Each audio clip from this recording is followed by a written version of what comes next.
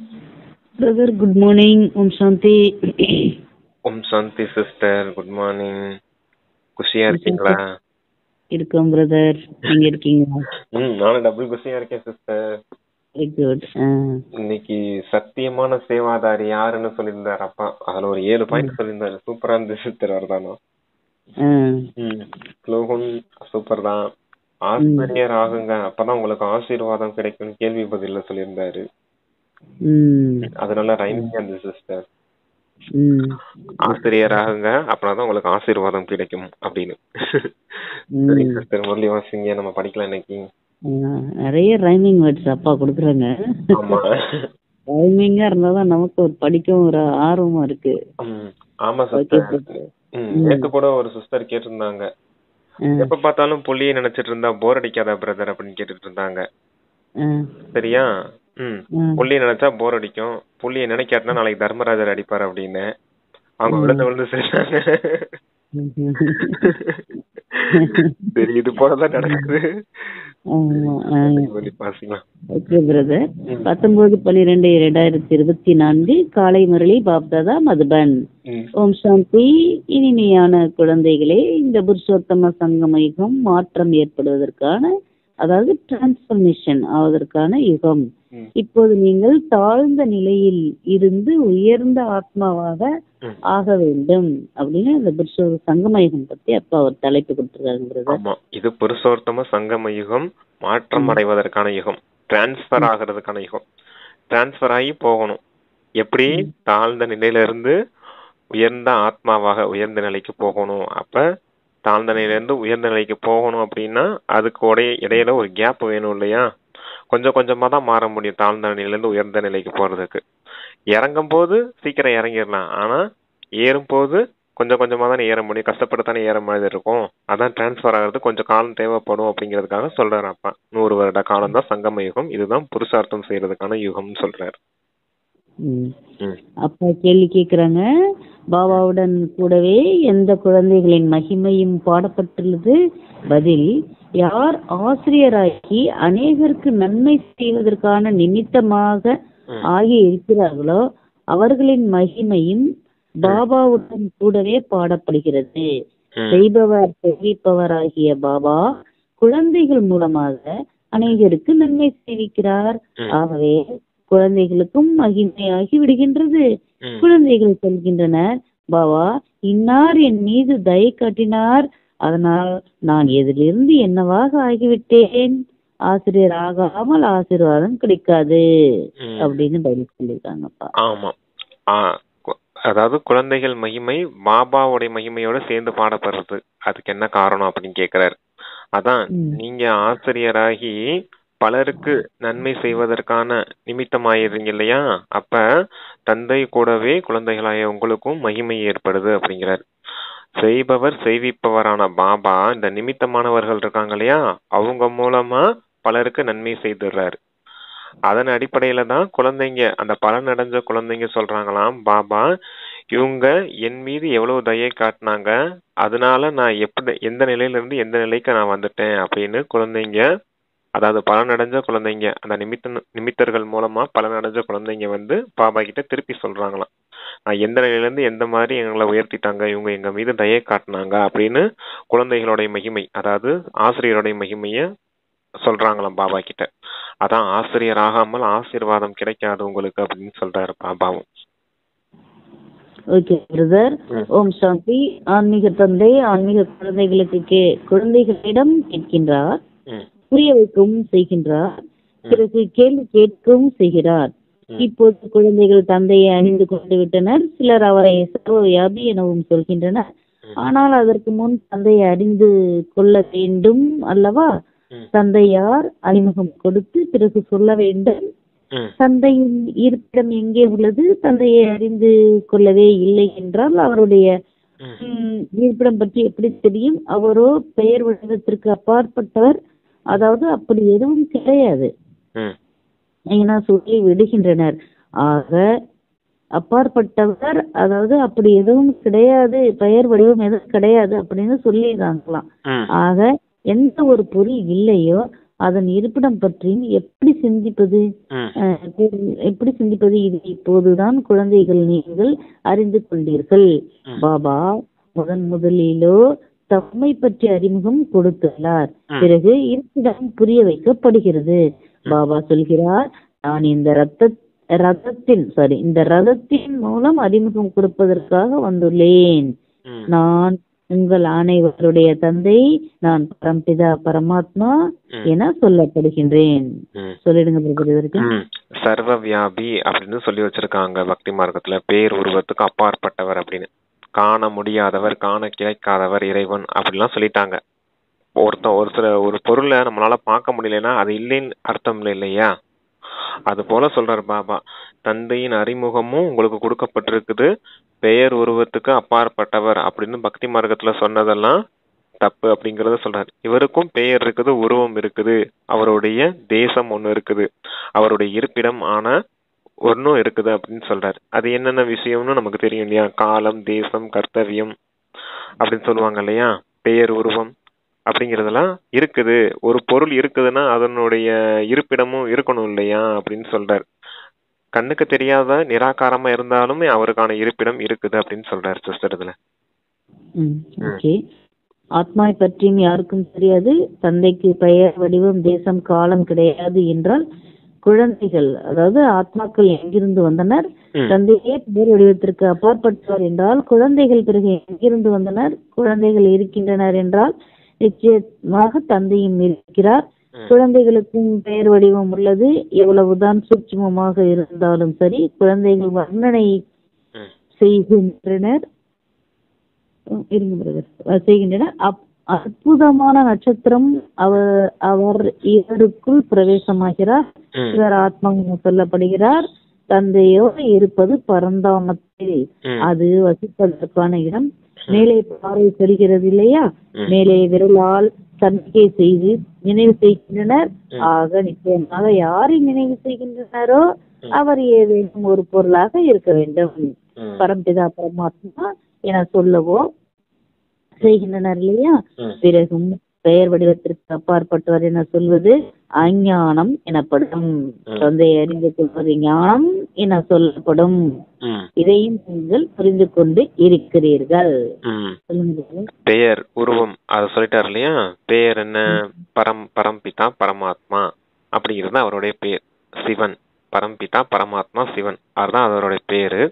உருவம் என்ன? நட்சத்திரம், ஒளிப்புள்ளியான நட்சத்திரம். பார்க்க முடியாது, இருந்தாலும் ஆத்மாவான பரமாத்மாவான அவர் ஒளிப்புள்ளியான நட்சத்திரம் போல இருக்காரு. அவருடைய இருப்பிடம் பரந்தாமம், ஆத்மலோகம் அப்படின்னு சொல்லப்படுது அப்படின்னு சொல்றாரு. அப்ப குழந்தைகளாகிய நீங்களும் அங்கதான் இருந்தீங்க ஆத்மலோகத்துல. பாபாவுக்கு என்ன உருவம் இருக்குதோ அதே உருவம் தான் உங்களுக்கு. அவருடைய பேர் பரம்பிதா பரமாத்மா சிவன் இருக்குது. ஆனா ஆத்மாக்களான உங்களுக்கு ஆத்மான் மட்டும்தான் பேர். அவ்வளவுதான் விஷயமே தவிர வேற எதுவும் இல்லை அப்படின்னு சொல்றாரு. அப்ப இந்த விஷயத்தெல்லாம் பக்தி மார்க்கத்துல யாரும் சொல்லி தரல. பாபா இந்த பிரம்மா உடல பிரவேசமாகி உங்களுக்கு இந்த ஞானத்தை கொடுக்கறேன். ஞானத்தை தெரிஞ்சுக்கிட்டவங்க ஞானிகள் அப்படின்னு சொல்றது. ஞானம் இல்லாதவங்க, அதை தெரிஞ்சுக்கிடாதவங்க அஞ்ஞானத்துல இருக்காங்க அப்படின்னு சொல்றாருப்பா. நாம் முதலில் அஞ்ஞானியாக இருந்தோம். தந்தை பற்றி அறியாமல் இருந்தீர்கள், தன்னை பற்றி அறியாமல் இருந்தீர்கள். இப்போது புரிந்து கொண்டீர்கள். நாம் ஆத்மா, சரீரம் அல்ல. ஆத்மா அழியாதது என சொல்லப்படுகிறது என்றால் நிச்சயமாக அது ஏதோ ஒரு பொருள் தான் இல்லையா? குழந்தைகளுக்கு நல்லபடியாக புரிய வைக்கப்பட்டுள்ளது. இனிமையிலும் இனிமையான குழந்தைகளே, யாரை குழந்தைகளே என அழைக்கிறேனோ அந்த ஆத்மாக்கள் அவினாஷி. இதை ஆத்மாக்களின் தந்தை பரம்பிதா பரமாத்மா புரிய வைக்கிறார். இந்த விளையாட்டு கல்பத்தில் ஒரு முறை மட்டுமே நடைபெறுகின்றது. அப்போது பாபா குழந்தைகளுக்கு தமது அறிமுகம் தருகிறார். நானும் இந்த நாடகத்தில் பாகதாரி, எப்படி எனது பாகத்தை நடிக்கிறேன் என்பதும் உங்களுடைய புத்தியில் உள்ளது. பழைய, அதாவது பதித்த ஆத்மாவை புதிய தூய்மையானதாக ஆக்குவதற்காக வருகிறார் என்றால் பிறகு உங்களுடைய சரீரமும் கூட அங்கே தூய்மையானதாக இருக்கும். இதுவோ புத்தியில் உள்ளது இல்லையா? இதுல இதுல அவருடைய தொழில சொல்றாரு. அவருடைய வேலை என்ன? முதல்ல ஆத்மா அழியாதது, பரமாத்மாவும் அழியாதவர். அப்புறம் அழியாதவர்னா, அழியாததுன்னா ஒரு பொருள் இருக்கணும் இல்லையா? ஆத்மா அழியாது, பரமாத்மா அழியாதுன்றது கீதையிலே சொல்லியிருக்காங்க, பகவத்கீதையிலே சொல்லியிருக்காங்க. அப்படிங்கிறப்ப அழியாத ஒண்ணு ஒரு பொருளா தானே இருக்கணும் அப்படின்னு சொல்றாரு அப்பா. அப்பா அவருடைய கர்த்தவியம், அதாவது அவர் தொழிலையும் சொல்றார். குழந்தைகளே, யார குழந்தைகளேன்னு சொல்றனோ அவங்க தான் ஆத்மாக்களா இருக்காங்க. ஆத்மாக்களின் தந்தையான நான் பரமாத்மாவா இருக்கேன் அப்படின்னு சொல்லிட்டாரு. அப்ப ஆத்மாக்கள் 84 பிறவிகள் எடுத்து இந்த உயர்ந்த நிலையிலிருந்து தாழ்ந்த நிலைக்கு வந்துட்டாங்க. அப்ப சங்கம யுகத்துல கல்பத்துல ஒரே ஒரு முறை வந்து பாபா தாழ்ந்த நிலையில இருக்கக்கூடிய ஆத்மாக்களை மீண்டும் உயர்ந்த நிலைக்கு டிரான்ஸ்பர் செய்யறாரு அப்படின்னு சொல்றாரு. இதுதான் அவருடைய தொழில் அப்படிங்கிறாரு பாபா. அப்ப வந்துருச்சு இல்லையா, பேர் என்ன, உருவம் என்ன, காலம் என்ன. காலம் வந்து சங்கம யுகம், தேசம் என்ன, பரந்தாமம். அவருடைய கர்த்தவியம், தொழில் என்ன, உயர்ந்த நிலையில தாழ்ந்த நிலையிலிருந்து உயர்ந்த நிலைக்கு டிரான்ஸ்பர் செய்யறது அப்படின்றது எல்லாத்தையும் சொல்லிட்டாரு இல்லையா. பெயர், உருவம், காலம், தேசம், கர்த்தவியம் அப்படின்னு எல்லாத்தையும் அதான் சொல்றாராப்பா. Okay brother. இப்போது நீங்கள் பாபா பாபா என்று சொல்கிறீர்கள். இந்த பாகம் நடைபெற்றுக் கொண்டுள்ளது இல்லையா? ஆத்மா சொல்கிறது பாபா வந்துவிட்டார், குழந்தைகளாகிய நம்மை சாந்திதாம் வீட்டுக்கு அழைத்து செல்வதற்காக. சாந்திதாமத்திற்கு பின் சுகதாமும், சாந்திதாமத்திற்கு பின் சுகதாமும், சாந்திதாமத்திற்கு பிறகு துக்கதாமம் இருக்க முடியாது. புது உலகத்தின் சுகம் என்றுதான் சொல்லப்படுகிறது. இந்த தேவி தேவதைகள் சைத்தன்யமாக இருந்து இவர்களிடம் யாராவது நீங்கள் எங்கே வசிப்பவர்கள் என கேட்டால் நாங்கள் சொர்க்கத்தில் வசிப்பவர்கள் என சொல்லுவார்கள். இப்போது இந்த ஜட மூர்த்திகளோ அதுபோல் சொல்ல முடியாது, நீங்களோ சொல்ல முடியும். நாங்கள் அசலில் சொர்க்கத்தில் வசிக்கும் தேவி தேவதைகளாக இருந்தோம். பிறகு 84 பிறவி சக்கரத்தை சுற்றி இப்போது சங்கமயுகத்திற்கு வந்துள்ளோம். இது மாற்றலாகி செல்வதற்கான புருஷோத்தம சங்கமயுகமாகும். குழந்தைகள் அறிவார்கள், நாம் மிகவும் உத்தம ஆத்மாவாக ஆகிறோம். நாம் ஒவ்வொரு 5000 ஆண்டுகளுக்கு பிறகும் சதோ பிரதானமாக ஆகிறோம். சதோ பிரதானமும் கூட நம்பவார் என்றுதான் சொல்வார்கள். ஆக இந்த பாகம் முழுவதும் ஆத்மாவுக்கு கிடைத்துள்ளது. நான் ஆத்மா 84 பிறவிகள் எடுக்கிறேன். நாம் ஆத்மா வாரிசுகள். வாரிசு எப்போதும் ஆண்களாக இருப்பார்கள், பெண்கள் இருப்பது இல்லை. ஆக இப்போது குழந்தை இதற்கு சொல்லிடுங்களா பிரதர்? அதான் சாந்தி தாமம் தான் துக்கதாமம். இது துக்கதாமத்துல இருந்து அப்பா உங்களை சங்கம யுகத்துக்கு கூட்டிட்டு வந்துட்டாரு. அப்ப இப்ப எல்லாரும் டிரான்ஸ்பர் ஆகி எங்க போகணும்? இப்ப பரந்தாமம் போகணும், அதாவது சாந்தி தாமம் போகணும். சாந்தி தாமம் போயிட்டு அப்புறமேல் எல்லாரும் சுகதாமத்துக்கு தான் வரணும். சாந்தி தாமத்துக்கு அப்புறம் துக்கதாமம் கிடையாது, சாந்தி தாமத்துக்கு அப்புறம் சுகதாமம் அப்படின்னு சொல்றாரு. சொர்க்கத்துல வாழ்ந்த தேவி தேவதைகள்கிட்ட கேட்கணுமா, கேட்டா என்ன சொல்லுவாங்களாம், நாங்க சொர்க்கத்துல வசிக்க கூடியவங்க அப்படின்னு தான் சொல்லுவாங்க, அதாவது சுகதாமத்துல வசிக்க கூடியவங்க. இப்ப குழந்தைகளாகி உங்ககிட்ட கேட்ட என்ன சொல்லுவீங்க? நாங்க சொர்க்கத்துல வாழ்ந்தோம், தேவி தேவதைகளா வாழ்ந்தோம், சுகமா வாழ்ந்தோம். இப்ப 84 பிறவிகளின் சக்கரத்தை எடுத்து இப்ப சங்கம யுகத்துக்கு வந்து சேர்ந்திருக்கோம் அப்படின்னு சொல்லுவீங்க. அதனாலதான் இந்த சங்கம யுகத்தை மாற்றல் ஆவதற்கான யுகம் அப்படின்னு சொல்றாரு பாபா.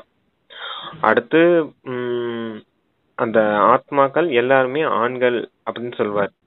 சகோதர ஆத்மா எல்லாருமே சகோதர ஆத்மாக்கள் தான். இங்க ஆண் பெண்ணுங்கிறதுலாம் ஆத்மாவுக்கு கிடையாது. ஆண் சரீரம், ஆத்மா ஆண் சரீரமும் எடுக்கும், பெண் சரீரமும் எடுக்கும். அப்படிங்கிறப்ப ஆத்மா ஒரு சைத்தன்யமானது அப்படின்னு தான் சொல்ல முடியும். ஆனா சரீரம் 2 விதமா மாறி மாறி எடுக்கும். ஆனா சங்கம யுகத்துல எல்லாருமே எல்லா ஆத்மாக்களுமே ஆண்கள் தான் அப்படின்னு சொல்றாரு.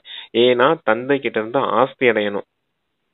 இப்ப லௌகீகத்துல கூட தந்தை கிட்ட இருந்து ஆண் குழந்தைகளுக்கு தான் சொத்து கிடைக்கும் இல்லையா? அது போல பாபா சொல்றாரு, தந்தையான என்கிட்ட இருந்து தான் குழந்தைகளாகிய உங்களுக்கு, அதாவது ஆண்களுக்கு சொத்து கிடைக்குது, ஆஸ்தி கிடைக்குது அப்படின்னு சொல்றாரு. ஆனா இப்ப சட்டம் மாறி போயிருச்சு. ஆனா அப்ப அந்த காலத்துல இருந்தப்ப பாபா அப்படி சொல்றாரு. சரிங்க சிஸ்டர், வாசிங்க. நாம் ஆத்மா வாரிசுகள். வாரிசு எப்போதும் ஆண்களாக இருப்பார்கள், பெண்களாக இருப்பதில்லை. ஆக இப்போது குழந்தைகள் நீங்கள் இதை பக்காவாக புரிந்து கொள்ள வேண்டும். நாம் ஆத்மாக்கள் அனைவரும் ஆண்கள். அனைவருக்கும் எல்லையற்ற தந்தையிடமிருந்து ஆஸ்தி கிடைக்கின்றது. எல்லைக்குட்பட்ட லௌகீக தந்தையிடமிருந்து ஆண் குழந்தைகளுக்கு மட்டுமே ஆஸ்தி கிடைக்கிறது, பெண் குழந்தைகளுக்கு அல்ல. ஆத்மா எப்போதும் பெண்ணாகவே ஆகும் என்பதும் கிடையாது. பாபா புரிய வைக்கிறார். ஆத்மாக்களாக நீங்கள் சில சமயம் ஆண்களின் சரீரத்தை, சில சமயம் பெண்களின் சரீரத்தையும் இருக்கிறீர்கள். இச்சமயம் நீங்கள் அனைவரும் ஆண்கள். அனைத்து ஆத்மாக்களுக்கும் ஒரு தந்தையிடமிருந்து ஆஸ்தி கிடைக்கின்றது. அனைவரும் ஆண் குழந்தைகளேதான். அனைவரின் தந்தை ஒருவர். தந்தையும் சொல்கிறார், குழந்தைகளே, ஆத்மாக்கள் நீங்கள் அனைவரும் ஆண்கள், என்னுடைய ஆன்மீக தந்தைகள், நீங்கள் என்னுடைய ஆன்மீக குழந்தைகள் நீங்கள். பிறகு உங்கள் பாகத்தில் நடிப்பதற்காக ஆண் பெண் இருவருமே வேண்டும். அப்போதுதான் மனித சிருஷ்டியின் விருத்தி ஏற்படும். இவ்விஷயங்களை உங்களை தவிர வேறு யாரும் அறிந்திருக்கவில்லை. நாம் அனைவரும் சகோதரர்கள் என சொல்லவோ செய்கிறார்கள், ஆனால் அர்த்தத்தை புரிந்து கொள்ளவில்லை. சொல்லிட்டல சிஸ்டர், அதெல்லாம் அதான் கடைசி பாயிண்ட் மட்டும் தான். அதாவது சகோதரர்கள் சொல்றாங்க, ஆனா அர்த்தத்தை புரிஞ்சுக்கிறது இல்ல. பாகத்தை நடிக்க ஆண்களும் வேணும் பெண்களும் வேணும், அப்படின்னா தான் மனித சிருஷ்டியின் அதாவது விருத்தி ஆகும் அப்படின்னு சொல்றாரு. இல்ல ஆண் பெண்கள் இல்லைன்னா விருத்தி ஆகாது இல்லையா? வெறும் ஆண்களா மட்டும் இருந்தா விருத்தி ஆகாது, பெண்களா மட்டும் இருந்தா விருத்தி ஆகாது. ஆணும் பெண்ணும் வேணும். யோக பலத்தால குழந்தைகள் பிறந்தது சத்தியுகத்திலையும் திரேதாயுகத்திலையும், விகாரங்களால குழந்தை பிறக்கிறது துவாபரயுகத்திலையும் கலியுகத்திலையும். எப்படியும் மனித சிருஷ்டியின் விதை ரூபமா தந்தை இருக்காரு. மனித சிருஷ்டி அதாவது வரணும் இல்லையா, விருத்தி ஆகணும் இல்லையா, வளர்ச்சி அடையணும் இல்லையா, அப்படிங்கறதுக்காக சொல்றாரு ஆணும் பெண்ணும் தேவைதான் அப்படிங்கிறார். இப்போது நீங்கள் சொல்கிறீர்கள், பாபா உங்களிடமிருந்து அநேக தடவை ஆஸ்தி பெற்றிருக்கிறோம். ஆத்மாவுக்கு இது பக்கா உறுதியாகி விடுகின்றது. ஆத்மா தந்தையை நிச்சயமாக நினைவு செய்கின்றது. ஓ பாபா, இரக்கம் காட்டுங்கள் பாபா, இப்போது நீங்கள் வாருங்கள், நாங்கள் அனைவரும் உங்கள் குழந்தைகளாக ஆவோம். தேகத்துடன் கூடவே தேகத்தின் அனைத்து சம்பந்தங்களையும் விட்டு நாங்கள் ஆத்மா உங்களை மட்டுமே நினைவு செய்வோம். பாபா புரிய வைத்துள்ளார். தன்னை ஆத்மா என உணர்ந்து தந்தையாகிய என்னை நினைவு செய்யுங்கள். பாபாவிடமிருந்து நாம் ஆஸ்தியை எப்படி பெறுகிறோம்? ஒவ்வொரு 5000 ஆண்டுகளுக்கு பிறகும் நாம் தேவதையாக எப்படி ஆகிறோம்? இதையும் அறிந்து கொள்ள முடியும் இல்லையா? அறிந்து கொள்ள வேண்டும் இல்லையா? சொர்க்கத்தின் ஆஸ்தி யாரிடமிருந்து கிடைக்கின்றது? இதை இப்போதுதான் நீங்கள் புரிந்து கொள்கிறீர்கள். பாபாவோ சொர்க்கவாசி கிடையாது, குழந்தைகளை சொர்க்கவாசி ஆக்குகிறார். அவரே நரகத்தில் தான் வருகிறார். நீங்கள் பாபாவை அழைப்பதும் நரகத்தில் தான். நீங்கள் தமோ பிரதானமாக ஆகும்போது இது தமோ பிரதான உலகம் இல்லையா? சத பிரதான உலகமாக இருந்தது. 5000 ஆண்டுகளுக்கு முன் இவர்களின் ராஜ்யம் இருந்தது. இவ்விஷயங்களை, இந்த படிப்பை இப்போது நீங்கள் அறிந்து கொள்கிறீர்கள். இது மனிதரில் இருந்து தேவதை ஆவதற்கான படிப்பாகும். மனிதரில் இருந்து தேவதை ஆக்குவதற்கு பகவானுக்கு அதிக நேரம் ஆவது இல்லை. குழந்தையான உடனே தந்தையின் வாரிசாகிவிட்டார். பாபா சொல்கிறார், ஆத்மாக்களாகிய நீங்கள் அனைவரும் என்னுடைய குழந்தைகள். உங்களுக்கு ஆசி தருகிறேன். நீங்கள் சகோதரர்கள். வசிப்பதற்கான இடம் மூலவதனம் அல்லது நிர்வாணதாமம், சப்தத்தை கடந்த உலகம், அதை நிராகாரி உலகம் என்றும் சொல்கின்றனர். ஆத்மாக்கள் அனைவரும் அங்கே வசிக்கின்றனர். இந்த சூரிய சந்திரனையும் கடந்து உள்ளது அந்த உங்களுடைய இனிமையான அமைதியான வீடு. ஆனால் அங்கேயே உட்கார்ந்து விடவோ கூடாது. அங்கே அமர்ந்து கொண்டு என்ன செய்வீர்கள்? அதுவோ ஒரு ஜட நிலை ஆகின்றது. ஆத்மா எப்போது பாற்றி நடிக்கிறதோ அப்போதுதான் சைத்தன்யமானது என சொல்லப்படும். சைத்தன்யமாகத்தான் உள்ளது, ஆனால் பாற்றி நடிக்கவில்லை என்றால் ஜடமாயிற்று இல்லையா? நீங்கள் இங்கே நின்று கொள்ளுங்கள். கை காலை அசைக்காதிருந்தால் ஜடம் போல் ஆகிறீர்கள் இல்லையா? அங்கோ இயற்கையான சாந்தி இருக்கும். ஆத்மாக்கள் அங்கே ஜடம் போலவே உள்ளன. நடிப்பை எதையும் அங்கே நடிக்கவில்லை. அது பாபா சொல்றாரு, இந்த துக்கம், அதாவது துக்கத்திலிருந்து சுகத்துக்கு அழைச்சிட்டு போங்க அப்படின்னு சொன்னீங்க. அதனாலதான் பாபா வந்திருக்கேன். எங்க துக்கதாமத்துல பாபா ஒன்னும் சொர்க்கவாசி கிடையாது, நரகத்துலதான் பாபா வர வேண்டியது இருக்குது. பாபாவுடைய பார்ட்டே எங்க இருக்குது? நரகத்துலதான் வந்து துக்கத்துல இருக்கக்கூடியவங்களை சுகத்துக்கு அழைச்சிட்டு போக வேண்டியதா இருக்குது. அப்ப பாபா அதற்கான வழி சொல்றேன் அப்படின்னு சொல்றாரு. அப்புறம் என்ன சிஸ்டர் சொன்னாரு? அந்த அதாவது நீங்கள் சைத்தன்யமாகத்தான் உள்ளது. சைத்தன்யமானது என சொல்லப்படும், ஆனால் நடிக்கவில்லை என்றால் ஜடம் ஆயிற்று அப்படிங்கறத பத்தி அது என்னன்னா பரந்தாமத்துல சொல்றாரு. எல்லாரும் இப்ப சாந்தி தாமத்துக்கு போகணும். சாந்தி தாமத்துல இருக்கக்கூடிய விஷயத்த சொல்றாரு. எல்லாரும் ஆத்மாக்கள் புள்ளி புள்ளியா இருக்காங்க, ஆத்மாக்கள் நட்சத்திரம் போல இருக்காங்க அப்படின்னா அங்க எண்ணமோ சொல்லோ செயலோ எதுவும் இருக்காது. டோட்டலா சைலண்ட்ல இருப்பீங்க. அது ஸ்வீட் சைலன்ஸ் சொல்லுவார். இனிமையான அமைதியில இருப்பீங்க எல்லாரும். இருந்தாலும் அங்க எந்த வித பாகமும் நடிக்காது. அப்ப எல்லாமே என்ன நிலைனா சைத்தன்யமா ஆத்மாக்கள் இருந்தாலும் ஒரு ஜட நிலை போலதான். இங்க கை காலை அசைக்காம கண்களை மூடிட்டு இருந்தோம்னா எப்படி இருக்கும்? ஜட ரூபத்துல இருக்கிற மாதிரி தானே இருக்கும். அதே போலதான் ஆத்மாக்கள் அங்க எந்த ஒரு நினைவும் இல்லாம இருப்பாங்க. அதனால எந்த பிரயோஜனமும் இல்லைன்னு சொல்றாரு. பாகத்தை இங்க உலகத்துல நடிக்கும் போதுதானே அழகு இருக்குது அப்படின்னு சொல்லுவார். அடுத்து ஹீரோ ஹீரோயின் பாட்டு பண்றதுக்கான உலகம் இந்த சாக்கார உலகம் தான். ஜட ரூபத்துல இருந்தா என்ன ஒரு பாட்டு பண்ண முடியும்? ஒரு பாட்டும் பண்ண முடியாது இல்லையா? பாட்டு பண்றதுலதான் அழகு இருக்குது அப்படின்னு சொல்றாரு அப்பா. சரி, வாசிங்க சிஸ்டர், அதை சொல்லுவார் அப்பா அடுத்து. ஆத்மாக்கள் அங்கே ஜடம் போலவே உள்ளன, நடிப்பை எதையும் அங்கே நடிக்கவில்லை, அழகோ நடிப்பதில் தான் உள்ளது இல்லையா? சாந்தி தாமத்தில் என்ன அழகு இருக்கும்? ஆத்மாக்கள் சுகம் துக்கத்தின் உணர்வுக்கு அப்பாற்பட்டு உள்ளனர். நடிப்பை நடிக்கவில்லை என்றால் அங்கே இருப்பதில் என்ன நன்மை? முதலில் சுகத்தின் பாகத்தில் நடிக்க வேண்டும். ஒவ்வொருவருக்கும் முதலிலேயே நடிப்பின் பாகம் கிடைத்து விடுகிறது. எங்களுக்கோ மோட்சம் வேண்டும் என்று சிலர் சொல்கின்றனர். நீருக்குள் கலந்து விட்டது என்றால் அவ்வளவுதான், ஆத்மாவே இல்லை என்றாகிறது. எந்த ஒரு பாகத்தையும் நடிக்கவில்லை என்றால் ஜடம் என்றுதான் சொல்வார்கள். சைத்தன்யமாக இருந்து கொண்டே ஜடமாக ஆகிவிட்டால் என்ன நன்மை? தனது பாகத்தை அனைவரும் நடித்தே ஆக வேண்டும். முக்கியமானது ஹீரோ ஹீரோயின் நடிப்பு என சொல்லப்படுகின்றது. குழந்தைகள் ஆகிய உங்களுக்கு ஹீரோ ஹீரோயின் என்ற டைட்டில் கிடைக்கின்றது. ஆத்மா இங்கேதான் பாகத்தில் நடிக்கிறது. முதலில் சுகத்தின் ராஜ்யம் செய்கிறது, பிறகு ராவனுடைய துக்கத்தின் ராஜ்யத்தில் செல்கின்றது.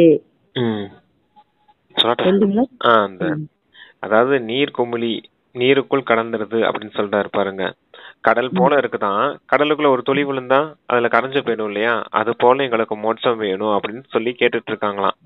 அப்படிலாம் ஆத்மா அப்படி ஜோதியோட ஜோதி ஐக்கியம் ஆயிடுதுன்னு சொல்றாங்க இல்லையா? அது அப்படியும் கிடையாது. எல்லாமே ஆத்மாக்கள் சைத்தன்யமானவர்கள். அவங்கவுங்களுக்கான பாகம் இங்க பார்ட்டு ஃபிக்ஸ் ஆயிருக்குது. அந்த பார்ட்டு நடிக்க கண்டிப்பா வந்தே ஆகணும். எல்லாரும் ஜோதியோட ஜோதியா கலந்துடலாம் முடியாது. தனித்தனி ஆத்மாக்கள் தனித்தனியா தான் இருக்க முடியும் அப்படின்னு சொல்றாரு. இங்க எப்படி இங்க ஒரு போன் இருக்குது, பக்கத்துல இன்னொரு போன் இருக்குதுன்னா அது ரெண்டும் சேர்ந்துட முடியாது இல்லையா? ரெண்டும் ஒன்னோட ஒண்ணு மிக்ஸ் ஆயிட முடியாது இல்லையா? தான் ஆயிட முடியாது இல்லையா? தனித்தனியா தானே இருக்கும். அதே போலதான் நெருப்பு மாதிரி சேர்ந்து எறிகிற மாதிரிலாம் ஒன்னும் போய் ஜாயின் ஆயிட முடியாது அப்படின்னு சொல்றாரு. தனித்தனியா தான் இருக்கும் அப்படிங்கிறாரு. ஒவ்வொரு ஆத்மாக்களுக்கும் தனித்தனி பாகம் இருக்குது. அதெல்லாம் அவங்களுக்குள்ளே டிஃபால்ட்டா ஃபிக்ஸ் ஆயிருக்குது. அதன்படி இந்த சாக்கார உலகத்துல நடிக்க வேண்டியது இருக்குது. அவங்கவுங்க நேரப்படி தான் வராங்க. அது மட்டும் தள்ளி தள்ளி வரிசை கிரமம்னு சொல்றாரு இல்லையாப்பா? அதுபடி நடிக்க வராங்களே தவிர எல்லாரும் இந்த ஜோதியோட ஜோதியாவோ நீர்க்குமிழியாவோ கலந்துடலாம் முடியாது அப்படின்னு சொல்றாருப்பா. சரிங்க சிஸ்டர், வாசிங்க. முதலில் ராவணன் எல்லாம் படிச்சுட்டு பிரதர். இப்போது பாபா சொல்கிறார், குழந்தைகள் நீங்கள் அனைவருக்கும் இந்த செய்தியை சொல்லுங்கள், ஆசிரியராகி மற்றவர்களுக்கு புரிய வையுங்கள். யார் ஆசிரியராக ஆவதில்லையோ அவர்களின் பதவி குறைந்ததாக ஆகிவிடும். ஆசிரியராக ஆகாமல் யாருக்கும் ஆசீர்வாதம் எப்படி கிடைக்கும்? யாருக்காவது பைசா கொடுத்தால் அவர்களுக்கு குஷி ஏற்படும் இல்லையா? உள்ளுக்குள் புரிந்து கொண்டுள்ளனர். டிகே நம் மீது மிகுந்த கருணை காட்டுகின்றனர். நம்மை எதிலிருந்து எதுவாக ஆக்கி விடுகின்றனர். இவ்வாறே மகிமை ஒரு தந்தைக்குத்தான் செய்கின்றனர். ஆஹா பாபா, தாங்கள் இந்த குழந்தைகள் மூலம் எங்களுக்கு எவ்வளவு நன்மைகள் செய்கிறீர்கள். யார் மூலமாவது நடைபெறுகிறது இல்லையா? பாபா செய்விப்பவர் உங்கள் மூலமாக செய்விக்கிறார். உங்களுக்கு நன்மை ஏற்படுகின்றது. ஆக நீங்கள் பிறகு மற்றவர்களுக்கு நாற்று நட்டு வைக்கிறீர்கள். யார் எப்படி எப்படி சேவை செய்கின்றனரோ அவ்வளவு உயர்ந்த பதவி பெறுகிறார்கள். ராஜாவாக ஆக வேண்டுமானால் பிரஜைகளையும் உருவாக்க வேண்டும். பிறகு யார் நல்ல நம்பரில் வருகின்றனரோ அவர்களும் ராஜா ஆகின்றனர். மாலை மாலை உருவாகிறது இல்லையா? தன்னைத்தான் கேட்க வேண்டும், நாம் எந்த நம்பரில் வருவோம்? சொல்றீங்களா பிரதர்?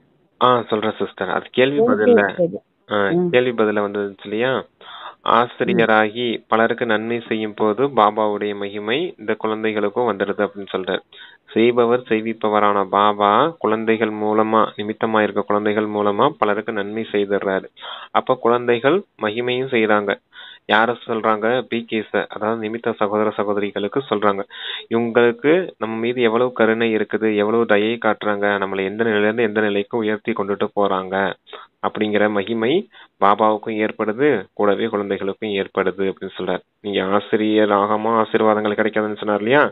அது போல நீங்களும் ஆசிரியரை மற்றவர்களுக்கு நன்மை செய்யணும் அது சொல்றாரு. அடுத்து என்ன சிஸ்டர் சொன்னாரு? ராஜாவானா பிரஜைகளை உருவாக்கணும் இல்லையா? மாலை உருவாக்குது. அதான் ராஜா ராணி ஆகணும் அப்படின்னா பிரஜைகளை உருவாக்கணும் இல்லையா? அது போல இங்க நீங்க சேவை செய்து உங்களுடைய பிரஜைகளை எல்லாம் உருவாக்குங்க அப்படின்னு சொல்ற. நாட்டு நட்டு வைக்கிறீங்க எப்படி செய்யறீங்க அப்படின்னு சொல்லி சொல்றாங்க.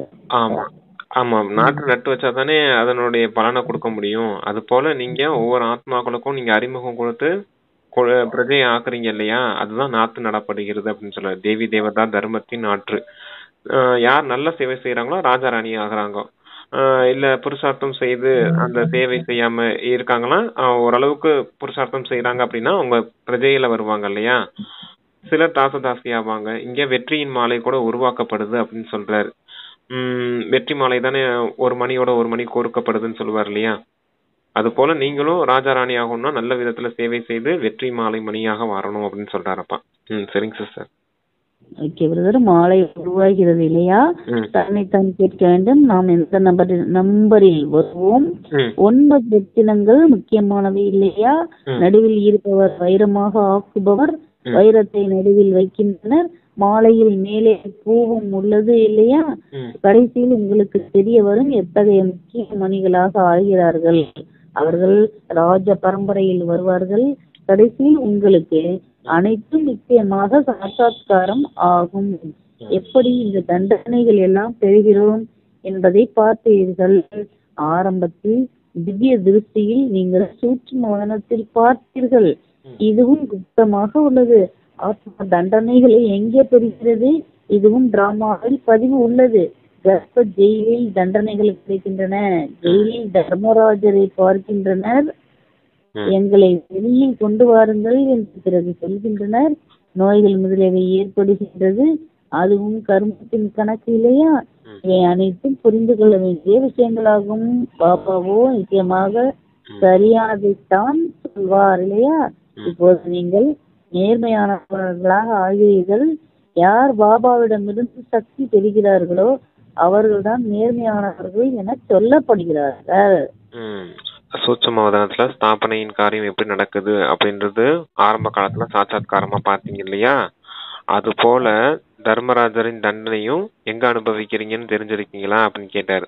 கர்ப்ப ஜெயில தண்டனை அனுபவிக்க வேண்டியது இருக்கும் அப்படின்றாரு. பாபா சத்தியமானவரா இருக்காரு. அப்ப சத்தியமான விஷயத்த தானே சொல்லுவாரு அப்படின்னு சொல்றாரு. ஸ்தாபனையின் காரியம் சாட்சாத்காரமா பாத்தீங்க, அது சூட்சும வதனத்தின் விஷயமா இருக்குது அப்படிங்கிறாரு. அப்புறம் அதே தண்டனை, தர்மராஜரின் தண்டனை எப்படி இருக்குன்றது கர்ப்பஜையில அனுபவிக்க வேண்டிய விஷயத்த சொல்றாரப்பா. சரிங்க. அடுத்து நேர்மையானவர்கள் தான் என சொல்லப்படுகிறார்கள். என்ன நேர்மையானவர்கள் சிஸ்டர்? அந்த பாயிண்ட் நல்லா வாசிங்க.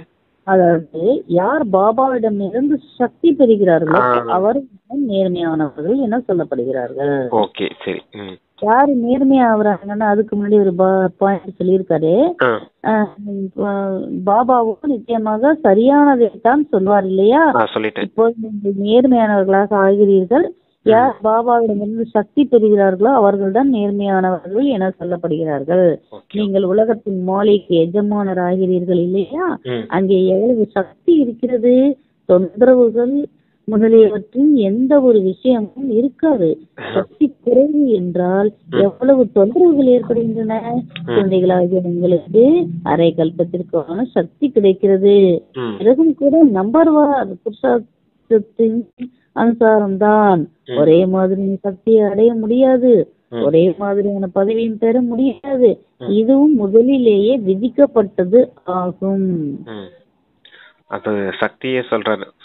சத்தியமானவர்கள் தந்தை கிட்ட சக்தி அடையக்கூடியவங்களா இருப்பாங்க.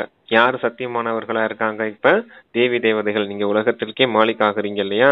அப்ப உங்களுக்கு எப்படிப்பட்ட சக்தி கிடைக்குது பாபா கிட்ட இருந்து? அரை கல்பத்துக்கு அந்த சக்தியின் பலனை அனுபவிக்கிறீங்க அப்படிங்கிற.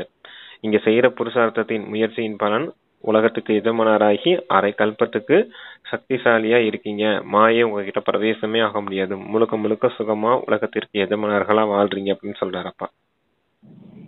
அடுத்த சிஸ்டர், ஒரே மாதிரி சக்தி அடைய முடியாது, ஒரே மாதிரி பதவியும் பெற முடியாது. இதுவும் முதலிலேயே விதிக்கப்பட்டது ஆகும்ன்றது. ஆமா. அதுக்கப்புறம் அது என்னன்னா, அந்த ஒவ்வொரு ஆத்மாக்களுக்குள்ளயும் அவங்கவுங்களுக்கான பதிவு இருக்குது இல்லையா? சிலர் ராஜாராணி ஆகணும், சிலர் பிரஜை ஆகணும், சிலர் தாசதாசி ஆகணும், சிலர் அந்த காரியம் செய்ய இந்த காரியம் செய்யணும்னு. அங்கேயும் ராஜ்யம் இல்லையா? அதுல ஒவ்வொருத்தவங்களுக்கும் ஒவ்வொரு விதமான வேலைகள் இருக்கும் இல்லையா? ஒவ்வொரு காரியங்கள் செய்யக்கூடியவங்களா இருப்பாங்க. அப்ப இங்க முயற்சி எப்படி செய்யறாங்களோ, எப்படி பாபா கிட்ட சக்தி வாங்கலோ அதுக்கேற்ற மாதிரி தான் அங்க பதவி அடைகிறாங்க. இதுவும் கூட டிராமால பிக்ஸ் ஆயிருக்கு அப்படிங்கிறாரு. டிராமாவில் அனாதியாக விதிக்கப்பட்டுள்ளது. சிலர் கடைசியில் வருகின்றனர், ஓரிரு பிறவிகள் எடுத்த பின் சரீரம் விட்டு விடுகின்றனர். எப்படி தீபாவளியின் போது கொசுக்கள் உள்ளன, இரவில் பிறந்து காலையில் இருந்து விடுகின்றன. அவையோ எண்ணற்றவையாக உள்ளன. முதல் வரும் ஆத்மாக்களுக்கு ஆயுள் அதிகமாக உள்ளது. குழந்தைகளாக உங்களுக்கு குஷி இருக்க வேண்டும். நாம் மிக அதிக ஆயுள் உள்ளவர்களாக ஆவோம். நீங்கள் முழு பாகத்தையும் நடிக்கிறீர்கள். நீங்கள் எப்படி முழு பாகத்தை நடிக்கிறீர்கள் என்பது பற்றி பாபா உங்களுக்குத்தான் சொல்லி புரிய வைக்கிறார். படிப்பின் அனுசாரம் மேலே இருந்து பாற்றி நிற்பதற்காக வருகிறீர்கள். உங்களுடைய இந்த படிப்பே புது உலகத்திற்கு ஆனது. பாபா சொல்கிறார், அநேக தடவைகள் குழந்தைகளுக்கு படிப்பிக்கிறேன். இந்த படிப்பு அவிநாசி ஆகிவிடுகிறது. அரை கல்பம் நீங்கள் பயனை அனுபவிக்கிறீர்கள். அந்த அழியக்கூடிய படிப்பின் மூலம் சுகமும் அல்ப காலத்திற்குத்தான் கிடைக்கின்றது. அந்த கொசு கூட்டம் போல சொல்றாரு. தீபாவளி அன்னைக்கு நைட்டு கொசு பறந்துச்சுன்னா காலையில இறந்து போயிடும் இல்லையா? அது போல ஒரு பிறவி இருக்கக்கூடிய, ஒரு பிறவி 2 பிறவி இருக்கக்கூடிய ஆத்மாக்கள் அப்பா கொசுக்கு சமமா சொல்றாரு. ஆனா நீங்க நீண்ட காலமா நீண்ட பிறவி எடுக்கிறீங்க, 84 பிறவிகள் முழுமையா எடுக்கிறீங்க இல்லையா? அப்ப உங்களுடைய பாக்கியம் எப்படிப்பட்டதுன்னு பாருங்க அப்படின்னு சொல்றாரு. அடுத்து என்ன சொன்னாரு சிஸ்டர்? படிப்பு பத்தி சொன்னாரு. ஆமா, படிப்புதான். அதான் படிப்புதான். பாட்டி நடிப்பதற்கு வருகிறீர்கள் சொன்னாரு. இந்த படிப்பே புது உலகத்திற்கானது சொன்னாரு. அவிநாசி படிப்புன்னு சொல்றாரு. இந்த படிப்பின் மூலமா நீங்க அரை கல்பத்துக்கு பயனடைகிறீங்க. அந்த உலகியல் படிப்பு மூலமா என்ன பலன் அடைகிறீங்க? அல்ப காலத்துக்கு ஒரு பிறவிக்கான பாக்கியத்தை தானே அடைகிறீங்க அப்படின்னு சொல்றாரு. அப்ப இது அவிநாசி படிப்பு, அழியாத படிப்பு அப்படிங்கிறார். இதன் மூலமா உங்களுக்கு அந்த அரை கல்பத்தின் பாக்கியம் உண்டாகுது அப்படிங்கிறார். சரிங்க சிஸ்டர், வாசி. இப்போது யாராவது வக்கீலாக ஆகிறார் என்றால் பிறகு கல்பத்திற்கு பிறகுதான் வக்கீலாக ஆவார்கள்.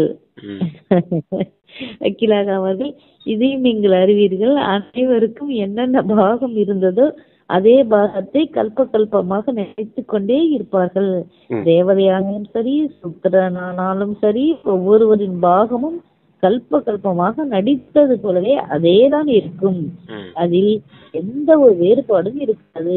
ஒவ்வொருவரும் அவரவர் பாகத்தை நடித்து கொண்டே இருக்கின்றனர். இது முழுவதும் உருவாக்கப்பட்ட ஒரு விளையாட்டு. புருஷார்த்தம் பெரிதா, பலன் பெரிதா என கேட்கிறார். இப்போது புருஷார்த்தம், அதாவது முயற்சி இல்லாமலோ பலன் கிடைப்பது இல்லை. டிராமாவின் அனுசாரம் புருஷார்த்தத்தினால் பலன் கிடைக்கிறது. ஆக சுமை முழுவதும் டிராமாவின் மீது வந்து விடுகின்றது. புருஷார்த்தம் சிலர் செய்கின்றனர், சிலர் செய்வது இல்லை. வரவும் செய்கின்றனர், பிறகும் புருஷார்த்தம் செய்வது இல்லை என்றால் பலன் கிடைப்பது இல்லை. முழு உலகிலும் என்ன நடிப்பு நடைபெறுகின்றதோ அது முழுவதும் உருவாக்கப்பட்ட டிராமா. இதத்தான் கோபத்துக்கு நம்ம உதாரணமா எடுத்துக்கிறது. யாராவது நம்மள இப்ப திட்டிட்டு இருக்காங்க அப்படின்னா என்ன அர்த்தம்னு புரிஞ்சுக்கணும். கல்பமா இந்த ஆத்மாக்கள் இதே பாட்டை தான் பண்ணிக்கிட்டு இருக்காங்க. இதுக்காக நான் ஏன் திருப்பி கோவப்பட்டு கணக்கு வழக்கம் உண்டாக்கணும்? பாவம் அந்த ஆத்மாக்கள்ல பதிவே அப்படித்தான் ஃபிக்ஸ் ஆயிருக்குது. நம்ம சொல்றது காரணம் இதுதான். இப்ப யாரு வக்கீலா இருக்காங்களோ அடுத்த கல்பத்துல இவங்க அதே பாட்டு தான் பண்ண போறாங்க, அதே வக்கீலா தான் ஆக போறாங்க. அப்ப அந்த ஆத்மால அதுதான் ஃபிக்ஸ் ஆயிருக்குது, அதுக்கு ஃபிக்ஸ் ஆன பாகத்தை தானே அது நடிச்சிட்டு இருக்குது. அதுதான் அதத்தான் அப்பா சொல்றாரு, அழியாத ஆத்மால அழியாத பாகம் பதிவாயிருக்குது. அது போல அந்த ஆத்மாக்கள் தங்களுடைய சரீரத்தை எடுத்து தங்களுக்கான சரீரத்தை எடுத்து அவங்கவுங்களுக்கான பாகத்தை நடிச்சிட்டு இருக்காங்க. இது கூட அழியாத டிராமா அப்படின்னு சொல்றாரு. அப்புறம் வேற என்ன சிஸ்டர் சொன்னாரு? சுமை எல்லாம் டிராமா மீது ஆமா. இப்ப நம்ம அதான் எல்லா சுமையும் டிராமா மீது தானே இருக்குது. அதாவது இந்த டிராமா படி நடக்கக்கூடிய விஷயங்கள் தான் அப்படிங்கிறதுக்காக சொல்றேன். இப்ப நம்ம கூட என்ன சொல்றோம், அவங்க மீது அந்த ஆத்மாக்கள் மீது எந்த தவறும் கிடையாது, அவங்க பார்ட்டியே அப்படித்தான் ஃபிக்ஸ் ஆயிருக்குது அப்படின்னு நம்ம சொல்றோம் இல்லையா? அப்படின்னு அர்த்தம். டிராமாலா இந்த நேரம் இப்ப இவங்கதான் திட்டணும் அப்படிங்கிறப்ப நம்ம அந்த ஆத்மாக்களை குறை சொல்ல டிராமாவை தானே சொல்லிக்கிட்டு இருக்கோம். டிராமாவை தானே குறை சொல்லிக்கிட்டு இருக்கோம். அப்படின்னு டிராமா குறை சொல்லல, டிராமா மீது பழி தூக்கி போட்டுரும் இல்லையா? அதான் டிராமா மீது எல்லா சுமையும் விழுகுது அப்படின்னு சொல்றாரு அப்பா. இப்ப நம்ம கூட நல்ல முயற்சி செஞ்சு பாபா உங்களாலதான் நாங்க இந்த பாக்கியத்தை அடைஞ்சோம் அப்படின்னு சொன்னோம்னு வச்சுக்கோங்க, என்ன சொல்லுவாரு பாபா? டிராமால இருந்துச்சு குழந்தை, அதனால நீங்க அடைஞ்சிட்டீங்க அப்படின்னு சொல்லுவார். அவருமே எதையும் ஏத்துக்கிற மாட்டார், டிராமா மேல பழைய அந்த சுமையை தூக்கி போட்டுருவார். அவரும் இந்த சுமையை ஏத்துக்கிறது இல்லையா? அதே போல நீங்களும் இந்த சுமையை எடுத்துக்க தேவையில்லை, எல்லாத்தையும் டிராமா பக்கமே தள்ளிடுங்க அப்படின்னு சொல்றாரு. முழு உலகிலும் படிங்க சிஸ்டர். முழு உலகிலும் என்ன நடிப்பு நடைபெறுகின்றதோ அது முழுவதும் உருவாக்கப்பட்ட டிராமா. ஆத்மாவுக்கு முதலிலேயே பாகம் விதிக்கப்பட்டுள்ளது. ஆரம்பத்திலிருந்து கடைசி வரை எப்படி ஆத்மா உங்களுக்குள் 84 பிறவிகளின் பாகம் அடங்கியுள்ளது. வைரமும் உருவாகின்றது, சோழி போலவும் உருவாகின்றது. இந்த அனைத்து விஷயங்களையும் நீங்கள் இப்போதுதான் கேட்கிறீர்கள். பள்ளிக்கூடத்தில் யாராவது ஃபெயில் ஆகிவிட்டால் இவர் புத்தியற்றவர் என சொல்வார்கள். தாரணை ஆவதில்லை. இது வெரைட்டி மரம், வெரைட்டி தோற்ற அமைப்புகள் என்று சொல்லப்படுகிறது. இந்த வெரைட்டி மரத்தினை பற்றிய ஞானத்தை பாபா தான் புரிய வைக்கிறார். கல்பவருஷத்தை பற்றியும் புரிய வைக்கிறார். ஆலமரத்தின் உதாரணமும் இதை பற்றி உள்ளது. அதனுடைய கிளைகள் அதிகம் பரவுகின்றன. குழந்தைகள் புரிந்து கொண்டுள்ளனர், ஆத்மாவாகிய நாம் அழியாதவர்கள், சரீரமோ விநாசமாகிவிடும். ஆத்மாதான் தாரணை செய்கிறது. ஆத்மா 84 பிறவிகள் எடுக்கிறது, சரீரமோ மாறிக்கொண்டே செல்கிறது. ஆத்மா அதேதான். ஆத்மாதான் வெவ்வேறு சரீரங்களை எடுத்து பாகத்தை நடிக்கின்றது. இது புது விஷயம் இல்லையா? குழந்தைகளே ஆகிய உங்களுக்கும் கூட இப்போது இந்த புரிதல் விளக்கம் கிடைத்துள்ளது. கல்பத்திற்கு முன்பும் கூட இது போல் புரிந்து கொண்டு இருந்தீர்கள். பாபா வருவதும் கூட பாரதத்தில் தான். பாபா வருவது கூட பாரதத்தில் தான். நீங்கள் அனைவருக்கும் செய்தி கொடுத்து கொண்டே இருக்கிறீர்கள். செய்தி கிடைக்காதவர்கள் என்று யாருமே இருக்க மாட்டார்கள். செய்தியை கேட்பது அனைவருக்குமான உரிமையாகும். பிறகு பாபாவிடமிருந்து ஆசையும் பெறுவார்கள். கொஞ்சமாவது கேட்பார்கள் அல்லவா? பிறகும் கூட பாபாவின் குழந்தைகள் அல்லவா? பாபா புரிய வைக்கின்றார், நான் ஆத்மாக்களாகிய உங்களுடைய தந்தை. என் மூலமாக இந்த படைப்பின் மூலம் முதலீடை கடை பற்றி அறிந்து கொள்வதன் மூலம் நீங்கள் இந்த பதவியை பெறுகிறீர்கள். அதாவது என்ன சொல்றாருன்னா பிரதர், இங்க 850-900 கோடி ஆத்மா இருக்கணும், எல்லாருக்கும் செய்தி போயிடும். அப்பா பாபா செய்தி அப்படி எல்லாரும் கிடைச்ச ஆசையை எடுத்தவர் தான் டிராமா நிறைவாகுங்கிற கருத்தை அப்பா இங்க சொல்ல வைக்கிறாங்க நமக்கு. சொல்லுங்க. அந்த கல்ப விருட்ச மரத்தையும் ஆலமரத்தின் உதாரணம் இருக்குது இல்லையா? அது போல சொல்றாரு. எப்படின்னா இந்த கல்ப விருட்ச மரத்துல அவங்கவுங்களுக்கான பாகம் இருக்குது இல்லையா? எப்படி அந்த கிளைகள் வளர்ந்துகிட்டே போகுது, அதே போல இங்க எல்லா ஆத்மாக்களும் அவங்கவுங்களுக்கான பாகத்தின் ஏற்று நடிக்க வராங்க. அவங்கவுங்க கிளைகள்ல தர்ம ஆத்மாக்கள் இருக்காங்க இல்லையா? அதாவது தர்ம பிதாக்கள், இயேசு, இப்ராஹிம், புத்தர், அவங்களாம் இருக்காங்க இல்லையா? அவங்கவுங்க வழிப்படி போறாங்கவங்க, அவங்கவுங்க ஃபாலோயர்ஸ்ல இருக்காங்க இல்லையா? அவங்களாம் கிளைகள்ல வராங்க. இங்க ஆலமரத்தின் உதாரணம் எதுக்கு கொடுக்கப்பட்டிருக்குன்னா, ஆதிசனாதன தேவி தேவதா தர்மம் இங்க இல்ல. அங்க ஆலமரத்துக்கு கூட கிளைகள் வளர்ச்சி அடைஞ்சுக்கிட்டே போகும், ஆனா அங்க தண்டு பகுதி இட்ட நிலையில இருக்கும் இல்லையா? அதுக்காக அந்த ஆலமரத்தின் உதாரணம் சொல்றாரு அப்பா. டிராமா படி எல்லாம் நடக்க வேண்டியதெல்லாம் கரெக்டா அக்யூரேட்டா நடக்கும். இருந்தாலும் இப்ப ஆதி சனாதன தேவி தேவதா தர்மம் இல்லாத காரணத்துல மறுபடியும் வந்து அப்பா ஸ்தாபனை செய்யறதுக்காக வந்திருக்கேன் அப்படின்னு சொன்னாரு. அப்புறம் என்ன சிஸ்டர் கடைசியா சொன்னாரு? அதாவது கொஞ்சமாவது கேட்கிறார்கள் கூட பாபாவின் குழந்தைகள் அல்லவா, பாபா புரிய வைக்கிறார், நான் ஆத்மாக்களாகிய உங்களுடைய தந்தை, என் மூலமாக இந்த படைப்பின் முதல் இடைக்கடை பற்றி அறிந்து கொள்வதன் மூலம் நீங்கள் இந்த பதவியை பெற்றீர்கள். ஆமா, தந்தை தந்தை ஆத்மாவான உங்களை பத்தி தெரிஞ்சுக்கிட்டீங்க, படைப்பவரான தந்தையை பத்தி தெரிஞ்சுக்கிட்டீங்க, படைப்பின் ரகசியம் முதல் இடைக்கடை ரகசியத்தை தெரிஞ்சுக்கிறது மூலமா நீங்க இந்த ஆஸ்தி அடைகிறீங்க தந்தைகிட்ட இருந்து. இந்த பதவி உயர்ந்த பதவியான இந்த சொர்க்கத்தின் தேவதா பதவியை அடையிறீங்க அப்படின்னு சொல்றாரு. அதான் ஆத்மா பரமாத்மா டிராமான்னு சொல்லுவோம் இல்லையா, அதான் எல்லா ரகசியங்களையும் தெரிஞ்சுக்கிட்டீங்க, அதனாலதான் இந்த பதவி அடையிறீங்க அப்படின்னு சொல்றாரு. எல்லாருக்கும் அனைவருக்கும் செய்தி கொடுத்து கொண்டே இருக்கணும் அப்படிங்கிற பாபா வந்துட்டு செய்தி எல்லாருக்கும் தெரியணும், அவங்களும் ஆஸ்தி எடுக்கணும், கல்பம் முடியறதுக்கு முன்னாடி எல்லாரும் எடுத்த பிறகுதான் அந்த டிராமாவும் நிறைவாகும் அப்படின்னு கருத்துதான் திரும்ப இங்க வலியுறுத்திருக்காரு பிரதர். என் மூலமாக இந்த படைப்பின் முதல் இடைக்கடை பற்றி அறிந்து கொள்வதன் மூலம் நீங்கள் இந்த பதவியை பெறுகிறீர்கள், மற்ற அனைவரும் முக்தி தாமம் சென்று விடுவார்கள். பாபாவோ அனைவருக்கும் சத்கதி அளிக்கிறார், பாடுகின்றார், ஆஹோ ஆஹா பாபா உங்கள் லீலை என்ன லீலை, எத்தகைய லீலை, இந்த பழைய உலகம் மாறுவதற்காக லீலை தெரிய வேண்டும் இல்லையா, மனிதர்கள் தான் அறிந்து கொள்வார்கள் இல்லையா, பாபா குழந்தைகளாகிய உங்களுக்கு தான் வந்து அனைத்து விஷயங்களையும் புரிய வைக்கிறார், பாபா ஞானம் நிறைந்தவர், உங்களையும் ஞானம் நிறைந்தவராக ஆக்குகிறார், நீங்கள் நம்பர்வார் ஆகிறீர்கள், ஸ்காலர்ஷிப் பெறக்கூடியவர்கள், ஞானம் நிறைந்தவர்கள் என சொல்லப்படுவார்கள். நல்லது அப்படின்னு முரளி நிறைவா இருக்கு பிரதர். கடைசி என்ன சிஸ்டர் சொன்னீங்க? கடைசி பாயிண்ட் நீங்க அதாவது நம்பர்வார் சொன்னாரு. இன்னும் அதுக்கு முன்னாடி படிக்கிறேன். இந்த உலகம் மாறுவதற்கான லீலை, அதாவது பாபா அனைவருக்கும் சத்கதி அளிக்கிறார், பாடுகின்றனர், ஆஹா பாபா பாபா உங்க லீலை என்ன லீலை, எத்தகைய லீலை, இந்த பழைய உலகம் மாறுவதற்கான லீலை தெரிய வேண்டும் இல்லையா, மனிதர்கள் தான் அறிந்து கொள்வார்கள் இல்லையா, பாபா குழந்தைகளாகிய உங்களுக்குத்தான் வந்து அனைத்து விஷயங்களையும் புரிய வைக்கிறார், பாபா ஞானம் நிறைந்தவர், உங்களையும் ஞானம் நிறைந்தவராக ஆக்குகிறார், நீங்கள் நம்பர்வார் ஆகிறீர்கள், ஸ்காலர்ஷிப் பெறக்கூடியவர்கள் ஞானம் நிறைந்தவர்கள் என்று சொல்லப்படுவார்கள். நல்லது, ஸ்காலர்ஷிப் பெறக்கூடியவர்கள் ஞானம் நிறைந்தவர்கள் சொல்லப்படுவாங்களா? நல்லது, நிறைவா இருக்கு. பாபா இங்க சத்கதி கொடுக்கறாரு, சத்கதியின் மூலமா உங்களை ஞானம் நிறைந்தவர்களா ஆக்குறேன் அப்படின்னு சொல்றாரு. தந்தை ஞான கடலா இருக்காரு, உங்களின் ஞானம் நிறைந்தவர்களா மாத்துறேன் அப்படிங்கிறார்.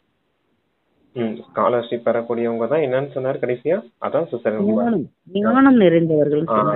ஸ்காலர்ஷிப்னா என்ன? அந்த உயர்ந்த பதவி அடையக்கூடியவங்க. ஆமா, நிறைய எடுத்து சொல்லி சொல்லி நமக்கு வந்து ஸ்காலர்ஷிப் உயர்ந்த பதவி அடைவதற்குரிய தகுதி நமக்கு தானே வந்துருங்கிறத சொல்ல வர. ஆமா, அது சொல்றாரு. சத்கதி கொடுக்கறாரு, ஞானம் நிறைந்தவர்களா ஆக்குறாரு. நல்லது, இனிமையிலும் இனிமையான தேடி கண்டெடுக்கப்பட்ட செல்ல குழந்தைகளுக்கு தாயும் தந்தையுமான பாப் தாதாவின் அன்பு நினைவுகள் மற்றும் காலை வணக்கம். ஆன்மீக குழந்தைகளுக்கு ஆன்மீக தந்தையின் நமஸ்தே நமஸ்தே. அப்பா தார்மிக் 2 பாயிண்ட்ஸ் கொடுத்துருக்காங்க பிரதர். அதுல முதல் பாயிண்ட், நாம் ஆத்மாக்கள் ஆண்கள் அனைவரும் ஆண்கள், நாம் பாபாவிடமிருந்து முழு ஆஸ்தி பெற வேண்டும், சதா இதே நினைவில் இருக்க வேண்டும், மனிதரில் இருந்து தேவதை ஆவதற்கான படிப்பை படிப்பிக்கவும் வேண்டும், நம்மளும் படிப்பிக்கணும், நம்மளும் படிக்கணும், மத்தவங்களுக்கும் சொல்லித்தரணும்னு சொல்லியிருக்காரு. ஆமா, ஆத்மாக்கள் ஆண்கள் தந்தைகிட்ட இருந்து ஆஸ்தி அடையணும், ஆசிரியர் கொடுக்கக்கூடிய பாடத்தை கற்பித்து மற்றவர்களுக்கும் பாடம் கற்பிக்கணும். என்ன பாடம் கற்பிக்கிறாரு? மனிதனிலிருந்து தேவதை ஆக்கக்கூடிய பாடம் கற்பிக்கிறார். நீங்களும் ஆகி மற்றவர்களையும் மாத்துங்க அப்படின்னு சொல்றாரு தந்தை ஆசிரியர் அங்க. அதாவது முதல்ல ஃபர்ஸ்ட் நம்ம எல்லாருமே ஆத்மா எல்லாருமே ஆண் அப்படிங்கறத தெரிஞ்சுக்கணும். அப்படின்னா ஏன்னா ஆண்களுக்கு தானே வாரிசு நிறைய ஆஸ்திக்கு வைக்க லௌகீகத்துல, அதை புரிய வைக்கிறதுக்காக நம்ம எல்லாம் ஆத்மா ஆண்கள்னு புரிஞ்சுக்குங்க அப்படின்னு சொல்லி அப்பா புரிய வைக்கிறாங்க நமக்கு. அப்பதான் பாபாவில இருந்து முழு ஆஸ்தி பெற முடியும் அப்படின்னு சொல்றாங்க. Okay brother. 2வது பாயிண்ட், முழு உலகத்திலும் என்ன நடிப்பு நிகழ்வுகள் நடைபெறுகிறதோ அது எல்லாமே உருவாக்கப்பட்ட டிராமா. ஒரேடியில அடிச்சார் பாருங்க நமக்கு அவரை எல்லாத்தையும். முழு உலகத்திலும் என்ன நடிப்பு நிகழ்வுகள் நடைபெறுகிறதோ அது எல்லாமே உருவாக்கப்பட்ட டிராமா. இதில் புருஷார்த்தம் மற்றும் பலன் இரண்டும் அடங்கியுள்ளது. எந்த அளவு புருஷார்த்தம் செய்யறோமோ அந்த அளவு நமக்கு பலன் இருக்கு. அது எல்லாமே டிராமா தான், நீங்க உருவாக்குன டிராமா தான் அப்படிங்கிறாரு. ஆமா, முயற்சி பலன். எங்க முயற்சி செய்றீங்க? இங்க சங்கமயத்துல எல்லா ஞானத்தையும் தெரிஞ்சுக்கிட்டு முயற்சி செய்யறீங்க, அதனுடைய பலனை சொர்க்கத்துல அனுபவிக்கிறீங்க அப்படின்னு சொல்றாரு. இங்க நடக்கக்கூடிய நடிப்பு நிகழ்வுகள் எல்லாமே உருவாக்கப்பட்ட டிராமா. எதையுமே நினைச்சு நீங்க கவலைப்பட வேண்டிய அவசியமே கிடையாது. அந்த டிராமாவும் நன்மை செய்யக்கூடியதுன்னு அப்பா சொல்லியிருக்காரு. எல்லாமே பகவானுடைய வாக்கியம் தெளிவா தெரிஞ்சவங்க எதுக்குமே ஆட மாட்டாங்க, அசைய மாட்டாங்க. நேத்து கூட வரதானத்துல சொல்லியிருந்தாரு, கேட்டீங்க இல்லையா? பிராமண வாழ்க்கையே அடையாளமே என்ன, ஆடாத அசையாதவர்களா இருக்கணும் அப்படிங்கிறது தான். அப்ப எல்லா விஷயத்தையும் தெரிஞ்சுக்கிட்டவங்க தான் ஆடாத அசையாதவர்களா இருப்பாங்க அப்படிங்கிறதுக்காக சொல்றேன். பிராமண வாழ்க்கையின் உங்களுடைய அடையாளமே ஆடாத அசையாத நிலை. அதுதான் உங்களுடைய உயர்ந்த ஸ்திதி, உயர்ந்த மனோநிலை அப்படின்னு சொல்லியிருந்தார். அதுதான் பிராமண வாழ்க்கையின் அடையாளம் அப்படின்னு சொல்லியிருந்தார் நேத்து. சரிங்க சிஸ்டர். அதான் இங்கேயும் சொல்றாரு, டிராமா பத்தி நிகழ்வுகள், நடிப்பு நிகழ்வுகள் எல்லாமே உருவாக்கப்பட்டதுதான். அப்ப நீங்க எதுக்கு நினைச்சும் கவலைப்பட வேண்டியது இல்ல.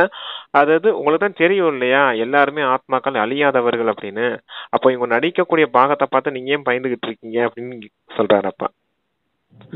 இவங்க நம்மளை விட்டுட்டு போயிடுவாங்களோ, இல்ல நம்ம இந்த சொத்தெல்லாம் நம்மளை விட்டுட்டு போயிடுவோமா, என்ன ஆகுமோ ஏதாகுமோ, நீங்க ஏன் பயப்படுறீங்க? அதான் டிராமான்னு தெரிஞ்சு போச்சு இல்லையா, நீங்க தான் அழியாதவர்கள் தெரிஞ்சு போச்சு இல்லையா, உங்களுக்கு எதிரில் இருக்கவங்களும் அழியாதவங்களும் தெரிஞ்சிருச்சு இல்லையா.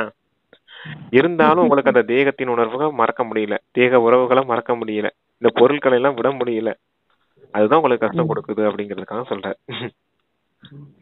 Okay brother. அதுல இன்னொரு அந்த 2வது பாயிண்ட்லயும் தார்னிக்கு இன்னொன்னு என்ன சொல்லியிருக்காருன்னா, இதில் புருஷார்த்தம் மற்றும் பலன் இரண்டும் அடங்கியுள்ளது. புருஷார்த்தம் அதாவது முயற்சி இல்லாமல் பலன் கிடைக்காது. இவ்விஷயத்தை நல்லபடியாக புரிந்து கொள்ள வேண்டும், புரிய வைக்க வேண்டும் அப்படின்னு சொல்லியிருக்காரு. இதுல முயற்சி என்னது, புருஷார்த்தம்னால என்னது, என்ன முயற்சி இருக்குது இல்ல? ஆத்மாவாகணும், புருஷாகணும். புருஷோத்தமனாலே ஆத்மாவை உத்தமமாக ஆக்கக்கூடிய சங்கமயத்துல நம்ம புருஷார்த்தம் செய்யறோம், முயற்சி செய்யறோம். ஆமா, அதுதான் அந்த முயற்சி செய்றீங்க. இங்க பலனை சத்தியுகத்துல அனுபவிக்க போறீங்க, சொர்க்கத்துல சத்தியுக திரேதாயத்துல அனுபவிக்க போறீங்க அப்படிங்கிற முயற்சி பலன் எல்லாமே இங்கதான் இருக்குது அப்படிங்கிறார். Okay brother. வரதான எந்த ஒரு சேவையானாலும் சத்திய மனதுடன் மற்றும் ஈடுபாட்டுடன் செய்யக்கூடிய சத்திய சேவாதாரி ஆகுக. அருமையான வேர்டுல ஆகுக. சேவை எதுவானாலும் அதை மனதார ஈடுபாட்டுடன் செய்யப்பட்டால் 100% மதிப்பெண்கள் கிடைத்துவிடும். சேவையில் எரிச்சல் இருக்கக்கூடாது. காரியத்தை முடிப்பதற்காக செய்யக்கூடாது, அதாவது காரியத்தை முடிப்பதற்காக செய்யக்கூடாது. உங்களுடைய சேவையே சீர்குலைந்ததை சரி செய்விப்பது, அனைவருக்கும் சுகம் கொடுப்பது. அதாவது உங்களுடைய சேவை என்னன்னா சீர்குலைந்ததை சரி செய்வது, அனைவருக்கும் சுகம் கொடுப்பது, ஆத்மாக்களை தகுதியாகவும் யோகியாகவும் ஆக்குவது, அபகாரிக்கும் உபகாரம் செய்வது, சரியான நேரத்தில் அனைவருக்கும் துணை மற்றும் சகயோகத்தை கொடுப்பது போன்ற இப்படிப்பட்ட சேவை செய்பவர்கள் தான் சத்திய ஆன்மீக சேவாதாரிகள். ஆமா, இப்ப எல்லாமே தாரணை அப்பயே. ஆமா, அதுல ஒரு 7 பாயிண்ட் இருக்குன்னு நினைக்கிறேன். 7 பாயிண்ட் இருக்கும், ஒன்னா சொல்றேன். அந்த ஆன்மீக சேவாதாரி எப்படி இருக்கணும்னா, சத்தியமான உண்மையான மனதோடு, மனதின் ஈடுபாட்டோடு சேவை செய்யக்கூடியவங்களா இருக்கணும். அப்படி இருந்தாதான் உங்களுக்கு 100 விதமான மதிப்பெண்கள், 100 மதிப்பெண்கள் கிடைக்கும், 100 மார்க்ஸ் கிடைக்கும். அதான் ஃபர்ஸ்ட் பாயிண்ட். 2வது என்ன சொல்றாரு, அந்த எரிச்சல் இருக்கக்கூடாது. எந்த ஒரு சேவை செய்தாலும் எரிச்சல் இருக்கக்கூடாது, அது 2வது பாயிண்ட்.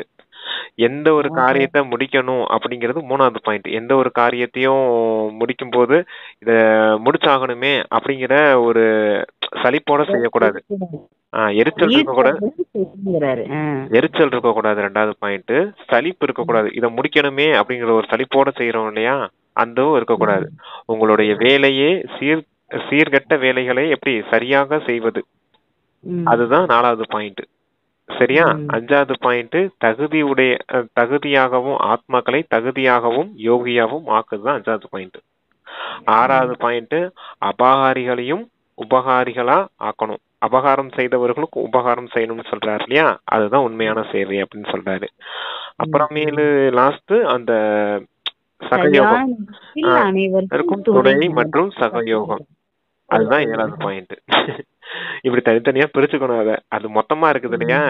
எல்லாத்துலயும் நம்ம கரெக்டா இருக்கோமா, இப்படி உண்மையான மனதோடு இப்படிலாம் கரெக்டா சேவை செய்யறோமா அப்படின்றத பார்க்கணும். துணையோடையும் சரியான நேரத்துல சரியான துணையும் வேணும், சகயோகம் உதவியும் இருக்கணும். எப்பயுமே சேவை உணர்வுனால என்ன அர்த்தம்? உதவி செய்யணும் எல்லாருக்கும் அப்படிங்கிறது தான். உதவி செய்யறதுக்கு பேர் தானே சேவை.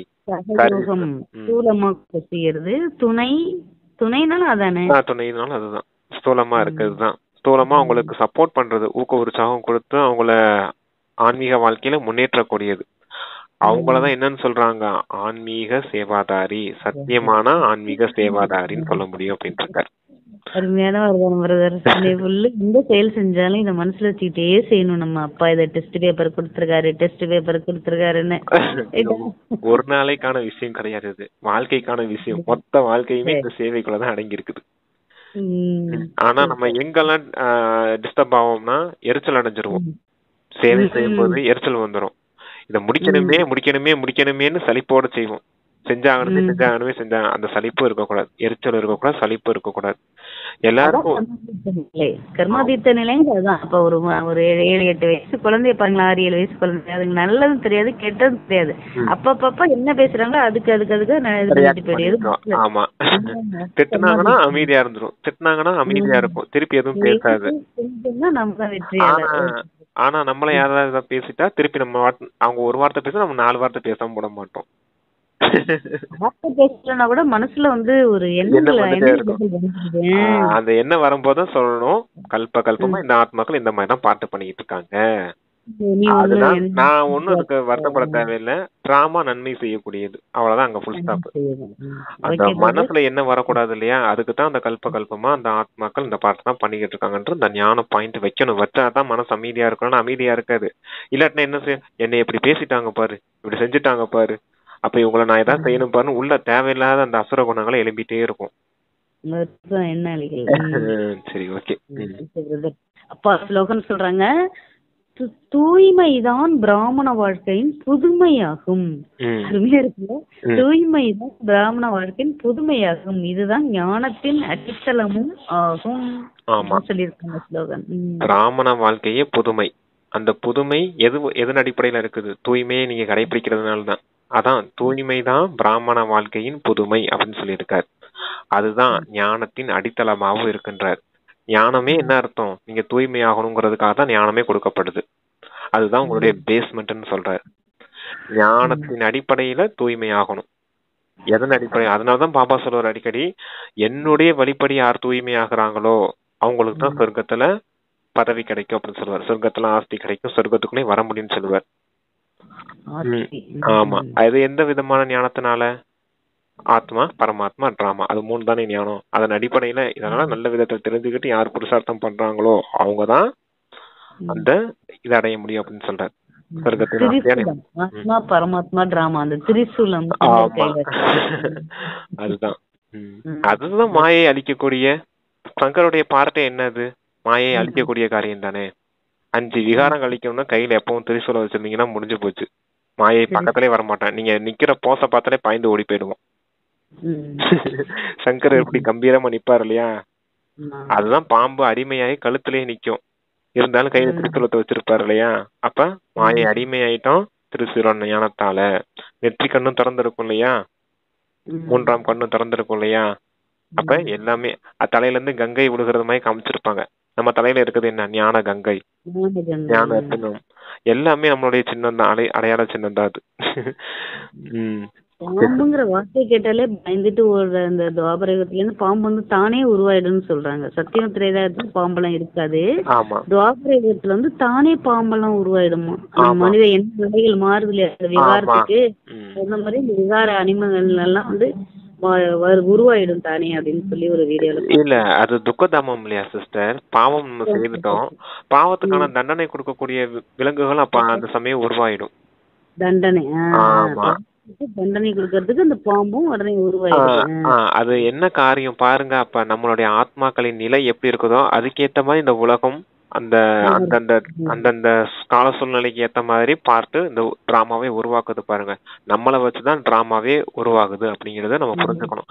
அதனாலதான் பாபா நம்மள என்ன சொல்றாரு, நீங்க தான் ஆதாரமூர்த்தி அப்படின்னு சொல்லுவார்.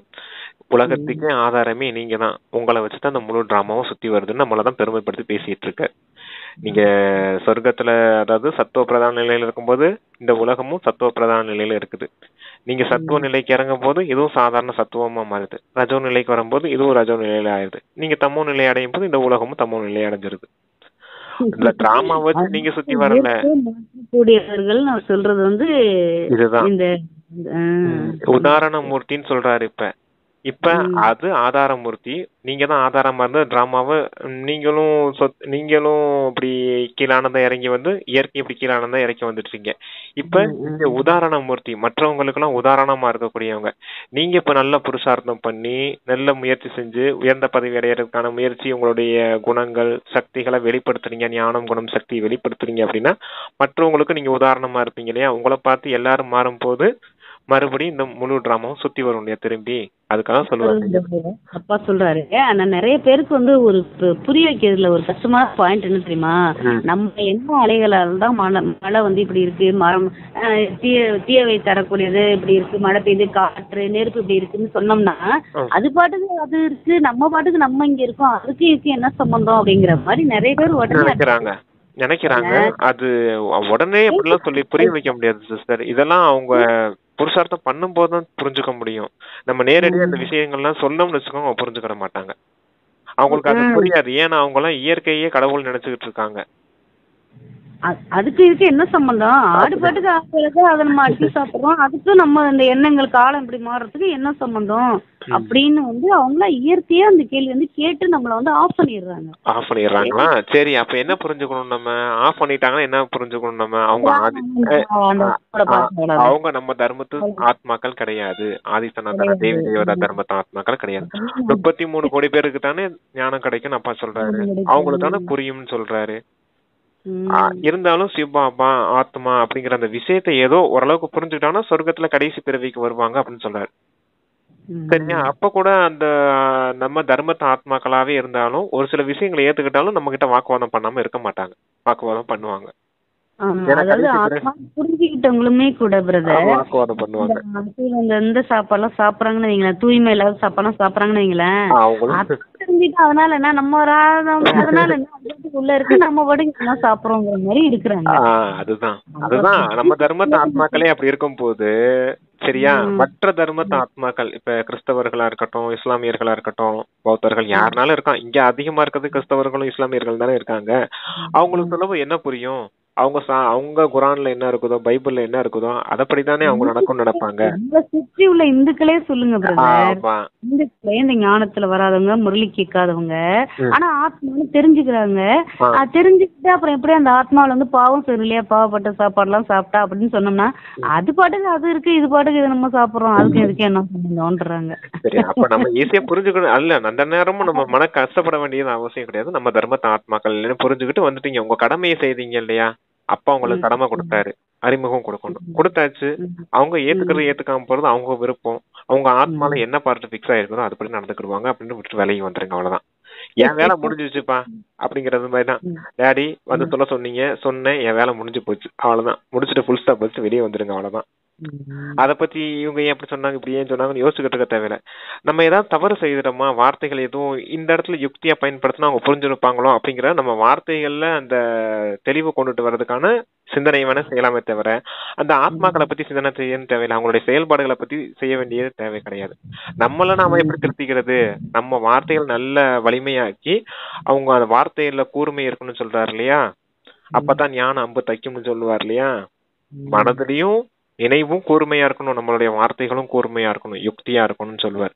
அப்ப அந்த ரெண்டையும் நம்ம திருத்திக்கிறதுக்கான முயற்சி வேணா செய்யணுமே தவிர அவங்கள பத்தி நம்ம சிந்திக்கணும் தேவை கிடையாது. நம்ம சிந்திக்கணும் தேவையில்லைன்னா நம்ம முன்னாத பார்ட்டியா இருந்தா கொடுத்துலாம். நம்ம சுற்றி உள்ள லௌகீக உறவுகளே, ஃப்ரெண்ட்ஸுகளே, க்ளோஸ் ஃப்ரெண்ட்ஸுகளே, உறவுகள் நெருங்கப்பட்டவங்களே, அதனாலதான் அப்பா என்ன சொல்றாரு, தேகம் தேக உறவுகள் எல்லாத்தையும் மறந்துட்டு என்ன ஒருத்தனை மட்டும் நினைவு செய்யின்னு சொல்றாரு. நீங்க அவங்கள பத்தி யோசிக்கிறீங்கன்னு கேக்குறேன். எல்லாம் பேலன்ஸ். சரி, இவங்க எப்படி மாத்துறது, என்ன மாத்துறது, அது அதுதான் சிஸ்டர் பேலன்ஸ். நல்லா புரிஞ்சுக்கிட்டு நல்லா புருஷார்த்தம் பண்ணீங்கன்னா வச்சுக்கோங்க, இவங்க இந்த சமயத்துக்கு இந்த ஒரு பிறவிக்கானதான் ஃப்ரெண்ட்ஸா இருக்காங்க. அவங்க ஏதோ நம்ம கணக்கு வழக்கு உண்டாயிருக்குது. அதுபடி உங்க ஃப்ரெண்ட்ஸா இருக்காங்கன்னா தேக ரீதியான ஃப்ரெண்ட்ஸ் தானே. உண்மையிலே ஆத்மாக்கு ஃப்ரெண்ட்ஸ் இருக்காங்களா? ஆத்மாவுக்கு ஒரே ஃப்ரெண்டு பரமாத்மா மட்டும்தான். பரமாத்மா மட்டும்தான். ஆமா, மத்தவங்க எல்லாம் ஒரு பிறவிக்கான ஃப்ரெண்ட்ஸ். சரீரத்தை விட்டுட்டு போயிட்டோம்னா அவ்வளவுதான். இந்த ஃப்ரெண்ட்ஸ் யாரும் தெரியாது, நீங்க யாருன்னு உங்களுக்கே தெரியாது. அதுக்கு பந்தத்துக்காக நான் கேட்கல பிரதர். அப்பா சொல்றாங்கல்ல சுத்தி உள்ளவங்க கடமைக்கு, அதாவது நம்ம இவங்களுக்கு நமக்கு கணக்கு இருக்கு அதுக்காக இருக்கிறோம்னு நினைச்சிட்டு செய்யாதீங்க, அது ஒரு சேவையா நினைச்சு செய்யுங்கன்னு சொல்றாங்கல்ல. அந்த இடத்துல நம்ம மனப்பக்குவத்தை கொண்டு இப்ப இருக்கு இல்லையா, அது எதுக்காக அப்படி சேவை பந்தம் உருவாக்க நான் சொல்லல. இல்ல, எதுக்காக அந்த சேவை வச்சிருக்காரு அப்படின்னா, அவங்க கோவப்பட்டு பேசுவாங்க இல்லையா, உங்களுக்கு கோபம் ட்ரிகர் ஆகுதா இல்ல பொறுமை சக்தியை தாரணை செஞ்சு வச்சிருக்கீங்களா? அவங்க தாரணை செஞ்சு வச்சிருக்கீங்களா? அதுக்கு தான் சேவை வச்சிருக்காரு அப்பா. அவங்க அதிகாரம் பண்றாங்களா, உங்களுக்கு எதையும் ஏற்றுக்கொள்ளக்கூடிய சக்தி வந்திருக்குதா அப்படிங்கறதுக்கு தான் சேவை வச்சிருக்காரு. அவங்க அனாவசியமா பேசி சூழ்நிலையுமே நமக்கு எதிர்மறையா ஒரு சூழ்நிலை எல்லாமே நம்மள சக்திகள் எல்லாம் பலப்படுத்த நம்மளதான் கொண்டு வராரு. ஆனா இந்த ஆத்மா எப்ப மாறணும்னு ஏதோ ஒரு ஆத்மா மேல நம்ம வந்து மாறணும்னு அப்படின்னு நினைக்கிறோம்னு வச்சுங்களேன், அது இப்படி பண்ணும்போது இதெல்லாம் எப்ப மாற போகுது, சீக்கிரம் மாத்துங்க அப்படின்னு சொல்லி நான் சொல்றேன். உங்களுக்கு புரிய வைக்கிறதுக்கு முயற்சி செய்யறேன். கடமையை மட்டும்தான் நீங்க செய்யணும். அவங்க கிட்ட பலனை எதிர்பார்க்காதீங்க, அப்பதான் நீங்க வருத்தப்படுறீங்க. அதுக்குத்தான் சொல்றேன், கடமையை செய்யுங்க, பலனை எதிர்பார்க்காதீங்க. அவங்களும் மாறணும்னு நினைச்சு அவங்க கிட்ட எதிர்பார்த்துக்கிட்டே இருக்காதீங்க. எதிர்பார்ப்பு இருந்தா ஏமாற்றம் இருக்குதுன்னு அப்பா சொல்றாரு. அதனால கடமையை மட்டும் செய்யுங்கன்னு சொல்றேன். உங்களுக்கு தான் புரிய வைக்கிறதுக்கு முயற்சி செய்யறேன். சரிங்களா? Okay sister. அதுவும் அது சேவை எதுக்கு வச்சிருக்காரு? தாரணைக்காக தான் வச்சிருக்காரு. சக்தி தாரணையா இருக்கா? அவங்க என்னதான் கோபமா பேசணும், உன்னால அமைதியா இருக்க முடியுதா? குணங்கள் தாரணை ஆகுதா? அவங்க எவ்வளவுதான் அபகாரம் செய்தாலும் உன்னால உபகாரம் செய்ய முடியுதா? அன்பு காட்ட முடியுதா அவங்க கிட்ட உன்னால? அந்த தாரணைக்காக தான் சேவை வச்சிருக்காரு. அதை மட்டும் புரிஞ்சுக்கோங்க. கடமை செய்யுங்க, யாருக்கிட்டையும் எந்த பலனும் எதிர்பார்க்காதீங்க. உங்களுக்கு பலன் எதிர்பார்க்கணும்னு ஆசையா இருக்கான், அது டேடி கிட்ட மட்டும் எதிர்பாருங்க. அவர் மட்டும் தான் உங்களுக்கு பலனு கொடுப்பாரு, அதாவது சொர்க்கத்தின் ஆஸ்தியை கொடுப்பாரு. Okay sister. ஏப்பா எங்கேயுமே கலியுகத்துல ஏதாவது ஒரு மூலையில எங்கேயாவது கசக்கி தான் கிடப்போம்.